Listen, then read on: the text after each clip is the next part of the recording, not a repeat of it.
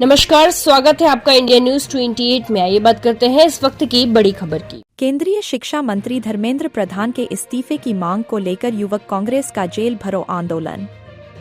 रायसेन शहर के सागर भोपाल तिराहे पर युवक कांग्रेस द्वारा दिल्ली में चल रहे आंदोलन को लेकर जेल भरो आंदोलन का आयोजन किया।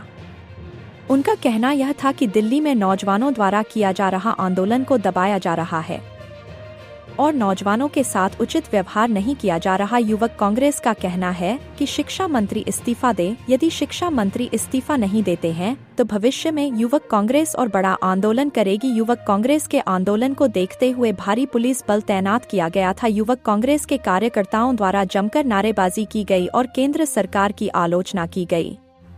इंडिया न्यूज 28 के लिए ब्यूरो चीफ राकेश जैन की रिपोर्ट।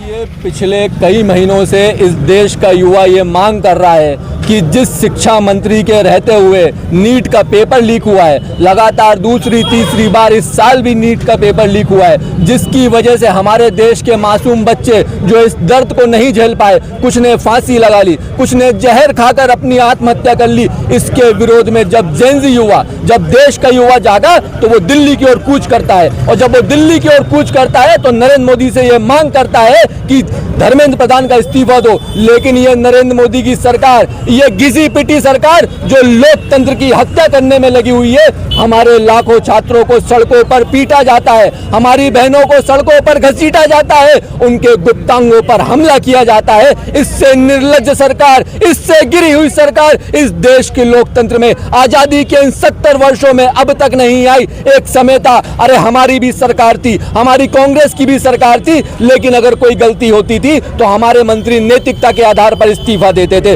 लेकिन ये कैसी सरकार है कि सैकड़ों बच्चे खत्म हो गए, लाखों बच्चों का भविष्य बर्बाद हो गया, लेकिन एक इस्तीफा इस सरकार के मंत्रालय से नहीं निकल रहा है, इस नरेंद्र मोदी की जेब से एक इस्तीफा नहीं निकल रहा है। और इसी के विरोध में आज रायसेन जिले का पूरी युवक कांग्रेस यहाँ पर इकट्ठी हुई है। और इस कार्यक्रम के बाद हम सीधे जेल जाएंगे, चक्का जाम करेंगे, और जब तक जेल से नहीं निकलेंगे, जब तक इस धर्मेंद्र प्रधान का इस्तीफा नहीं हो जाता।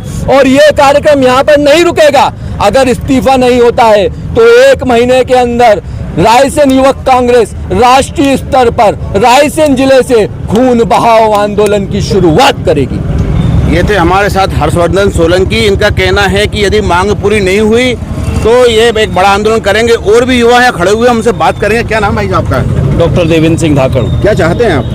हम यही चाहते हैं कि जो छात्रों के साथ बर्बरता हुई है, लाठीचार्ज हुआ है, क्या देश का शिक्षा मंत्री इतना बड़ा हो गया है कि लाखों छात्रों पर अत्याचार सिर्फ उसके एक इस्तीफे पर टिका हुआ है? क्या लाखों छात्रों पर अत्याचार किया जाएगा और सिर्फ एक मंत्री का इस्तीफा नहीं लिया जाएगा?